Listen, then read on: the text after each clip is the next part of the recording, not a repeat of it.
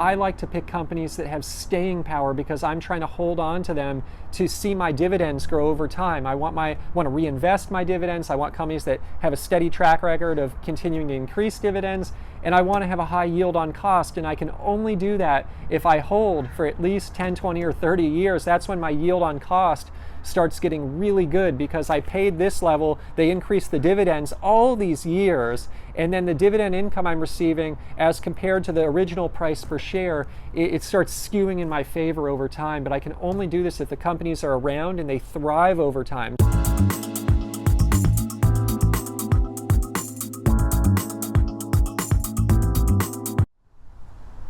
Hey everyone, this is Ian Lopuck. I'm back with another video about dividend growth investing. To make serious money in dividend growth investing, you need to be in the game for the long term. I'm talking about 10 years, 20 years, or even 30 years or more. And I've mentioned in past videos that it's really important to pick companies, to pick investments that are going to be around forever. These are the companies that are not going to go out of business, and they are going to be around. They're going to be here in another 10 years. They're going to be here in 20 years or 30 years. And I received actually some questions on my prior videos, and one of the questions that has come up is all about asking, hey Ian, how do I know if a company is going to be around? That's really difficult. Like, how can I possibly foretell or foresee if a company is going to be around forever? And I'm going to share today just a few of the criteria that I personally use when I filter the companies for my personal portfolio. Obviously, I cannot guarantee that a company is going to be around forever, but I personally believe that these filters are very indicative of a company that's going to stand the test of time. So the first filter is really about scale. While I like to diversify and I like to buy companies of all sizes, I personally tend to stick with the companies with very large market caps. We're talking about the mega cap companies. So these are companies typically with market caps upwards of I would say 20 billion, oftentimes upwards of 100 billion. And sometimes in the several hundreds of billions. And what I have personally learned in my investing career is that the biggest companies oftentimes survive just because they have power. Their market cap is so big, they have so much money that if times change, they can oftentimes adapt. They can acquire the new innovative companies. They can acquire the competition. They can invest in research and development. And quite frankly, they're big for a reason. They're big because they've done very well. And just the very fact that they are big is almost proof in my mind that they have some kind of staying power, because otherwise they would have never gotten so big. So first filter for me is, in my personal portfolio at least, I tend to skew towards the really mega cap companies, the ones with the very large market caps. So filter number two, again, we're talking about filters that I use to make sure that I'm picking stocks, picking companies that will be around for a very long time, because I never sell, or I almost never sell. I do sell from time to time, but my goal when I enter a stock is to never sell, because I'm in it for the dividend income. And the only way I can receive a substantial amount of dividend income is if I wait and I hold for a long time. And so I've got to pick the companies that have staying power. So filter number two is a company that has really good margins. So I look at the gross margins, I look at the net margins, I look at the margins just through my lens of being an investor for a long time. I also look at the margins, though, as compared to peers in the same industry. I like to pick the companies that have the best margins. Margins are oftentimes indicative of a company that has some secret sauce. They've figured something out. They have really that staying power. There's something special about that company. There's something about that company where they've kind of hit their stride and they're able to operate at a high level of efficiency. And not only do they have good margins now, but they have a track record, consistent track record of having those margins over the long term. I found that companies with the best margins again, just in aggregate, but also in against their peer groups, are oftentimes those companies that have that staying power, because the numbers reflect something about that business that's special to that business that gives it the staying power. Quite frankly, it refers to something special about their brand, their product, their service, and we'll get more into brand later and how that can create a competitive moat. But first and foremost, I like to see it through the numbers. So, while actually we're on the topic of margins, also I look at other numbers as well. Obviously, the companies that have the best staying power have very long track records, decades upon decades of growing top-line revenue, of growing the earnings per share. And so obviously when I'm looking at margins, I like to look at those numbers as well. So just obviously anyone analyzing stock, whether the dividend growth investor or just an investor in general, always wants to look for such trends. But again, dividend growth investor has to take it a little bit further. They have to look not only at the last maybe 5 years, but let's look at the last 30 years. Does it have that substantial track record of longevity? And oftentimes by having that track record, it can give me confidence in the staying power of that company. So let's move along to the third point, brand. I like to invest in companies that have a brand. And I am a big believer that a brand can create a competitive moat. Over time, consumer preferences can change and brands can come and go, but what I've oftentimes seen is there is consumer loyalty with a world-class brand. So I like to invest in companies that within their space have the best possible brand. And this is oftentimes reflected in what we just talked about with the margins. Good brand oftentimes corresponds to a company that has really good margins because of the brand, they're able to charge more for their product or service, and they have that staying power.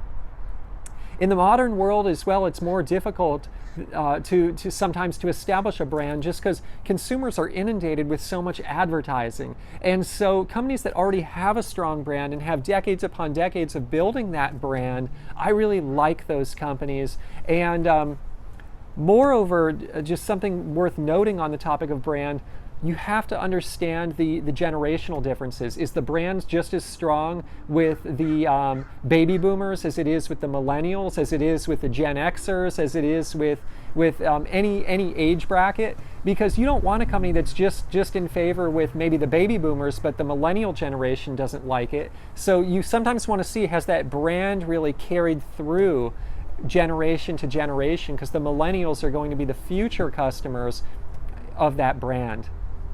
So topic number 4, just filter number 4, how I like to pick companies that have staying power because I'm trying to hold on to them to see my dividends grow over time. I want to reinvest my dividends. I want companies that have a steady track record of continuing to increase dividends, and I want to have a high yield on cost, and I can only do that if I hold for at least 10, 20, or 30 years. That's when my yield on cost starts getting really good because I paid this level, they increased the dividends all these years, and then the dividend income I'm receiving as compared to the original price per share, it starts skewing in my favor over time. But I can only do this if the companies are around and they thrive over time. So filter number 4, the one I like to look at is just obvious trends.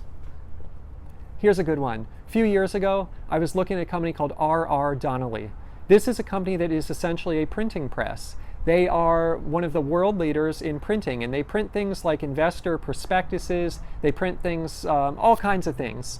And obviously, as many of us know, it's a somewhat obvious trend that printing is going downhill. And the reason for that is consumers are becoming, and companies are becoming more conscious of saving money, saving costs, but also saving the environment, not eating up trees to print out paper. And so things have gone digital. So when I was looking at R.R. Donnelley, it was somewhat compelling because they had a 7% yield at the time. And so I started thinking, though, macro trends, like this is probably not a company that's going to be in favor forever. Maybe in the next few years it'll do okay, but 30 years out, as a society, are we going to be still printing this massive amount of paper? Maybe not. Here's another thing, though, worth noting that's very important on obvious trends. Don't always pay attention to the media. The media sometimes skews and confuses trends. So I read a story, and many people were even talking about this, peers, maybe about a year ago. Oh, McDonald's isn't doing well. McDonald's is doing so bad. Millennials don't like McDonald's. Well, they reinvented the all-day breakfast menu, and McDonald's done really well. Just in terms of full disclosure, I'm long on McDonald's. I own McDonald's, have owned it for many years, and will continue to own it for the future.